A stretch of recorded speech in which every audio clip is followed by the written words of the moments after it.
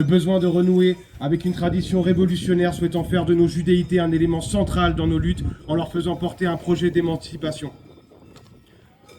Après plusieurs mois de réflexion, de travail, nous rédigeons un manifeste qui définit l'axe principal de notre identité. Contre le racisme d'État, l'islamophobie, la xénophobie envers les exilés, l'antiséganisme ou encore la négrophobie. Contre l'antisémitisme et son instrumentalisation. Contre l'apartheid et la colonisation en Palestine qui se matérialise actuellement par un génocide justifié au nom de nos identités juives. Ce combat, c'est aussi celui de la réappropriation de la beauté, de la richesse et de la diversité de nos identités juives diasporiques en les opposant au sionisme et sa volonté mortifère d'uniformiser les juifs et les juifs derrière un bloc monolithique rangé en faveur d'un État suprémaciste et colonial.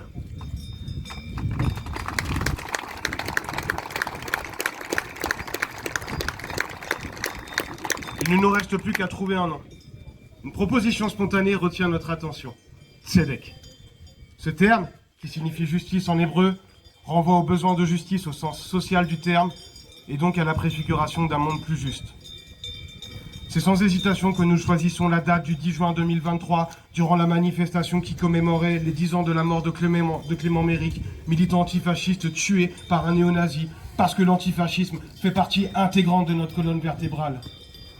C'est parce que nous revendiquons l'héritage des combats menés par le Bund, par la Fédération ouvrière de Thessalonique, par le groupe Manouchian, par des figures telles que Masha Ravin, Emma Goldman, Hannah Arendt, Marek Edelman, des anticolonialistes tels que Abraham Serfati, Ilan Halevi, des juifs sud-africains engagés contre l'apartheid comme Ruth First, Joe Slovo et tant d'autres que nous luttons. Appartenir à une minorité dans laquelle nous sommes nous-mêmes minorisés, même marginalisés, n'est pas chose facile. Certains y perdent même leurs liens familiaux. Nous sommes aussi constamment attaqués par des organismes pseudo-représentatifs de nos communautés, ainsi que l'ensemble des sphères réactionnaires, allant du printemps républicain, qui va jusqu'à remettre nos judéités en cause en une de francs-tireurs, à des fascistes purs et durs qui me harcèlent, me menacent de mort quotidiennement sur mon téléphone. C'est un honneur. Quelle fierté d'être constamment diffamé et menacé par l'ensemble d'un bloc raciste et approuvé par celles et ceux qui résistent, non seulement des antiracistes et des antifascistes, mais aussi une multitude de personnes engagées dans la lutte des classes, contre la pauvreté, engagées dans le féminisme, l'écologie ou encore le combat des LGBT. Tzedek, c'est aujourd'hui 250 membres répartis sur l'ensemble du sol hexagonal avec des antennes dans plusieurs villes. En dehors du militantisme, nous organisons d'autres événements. Ciné-clubs, concerts, conférences, colloques, fêtes juives, des shabbats hebdomadaires, des ateliers de cuisine, de sérigraphie et bientôt boxe et autodéfense afin d'anticiper les attaques éventuelles du camp adverse. Il serait bien long et peu pertinent d'étaler tout notre CV après 2 ans d'existence, alors qu'un long chemin reste à parcourir, que le fascisme frappe à la porte de l'ensemble des nations et qu'une révolution reste à faire. Petits enfants de déportés, de rescapés des camps ou des pogroms, de populations colonisées, exilées de force.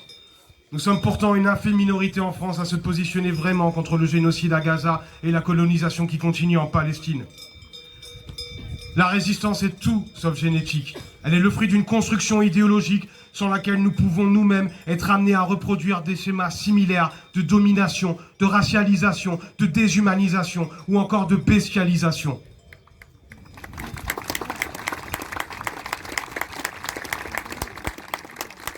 Dire plus jamais ça lorsqu'on invoque la barbarie nazie ou le génocide juif, en omettant par ailleurs souvent celui subi par les tziganes, ce n'est pas une phrase vaine.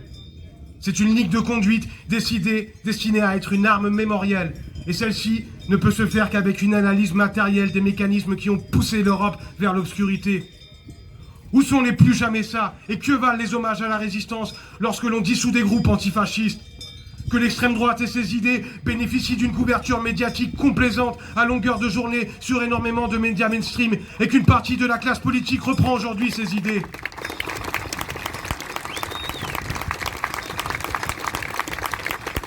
Leur vision du plus jamais ça Elle n'empêche pas l'extrême droite d'atteindre un score qui est aujourd'hui vertigineux. La mise en place de lois qui visent spécifiquement une communauté, un virage autoritaire qui se manifeste par la répression des luttes ou encore la chasse aux exilés et même un soutien inconditionnel à un État génocidaire dans un premier temps et dans l'autre celui de la dissolution de l'organisation la plus importante du mouvement de solidarité envers la Palestine à qui nous adressons encore notre soutien. Dire plus jamais ça, en pensant au peuple palestinien et à la colonisation ou l'apartheid en Palestine historique et en Cisjordanie, ça n'enlève en rien les dimensions propres de chaque génocide. Soyons clairs, on ne parlera jamais trop de la Shoah qui possède incontestablement ses singularités de par son exploitation mécanique de l'extermination.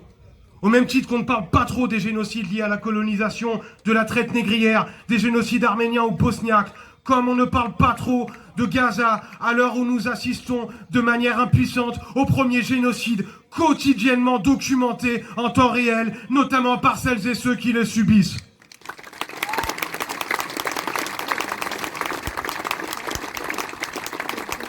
Et pour finir, on ne glorifiera jamais trop ni assez la résistance antifasciste et anticolonialiste, ni la mémoire des justes contre les bourreaux. Plus jamais ça. C'est partout là où la dignité humaine, Plus jamais ça, c'est partout là où la dignité humaine est bafouée, au-delà même des génocides, des épurations ethniques et de l'ensemble des guerres impériales qui frappent aujourd'hui le globe. C'est un appel à résister par tous les moyens décents possibles et imaginables, en commençant ici et partout là où nous sommes. Justice pour toutes et tous, et une pensée encore une fois forte au peuple palestinien et à toutes les personnes qui entretiennent la résistance antifasciste. Et un grand merci aux traducteurs, pour qui ça n'a pas dû être facile.